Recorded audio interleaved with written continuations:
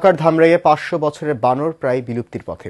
একসময় এই উপজেলা বানরের অভয়ারণ্য হিসেবে পরিচিতি থাকলেও বর্তমানে খাদ্য সংকটে কমে যাচ্ছে বানর।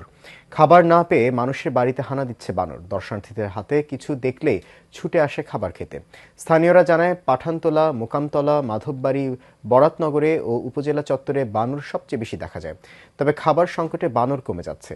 উপজেলা প্রাণী সম্পদ কর্মকর্তা ডাক্তার মিজানুর রহমান বলেন, বানর সংরক্ষণে কাজ করছেন তারা।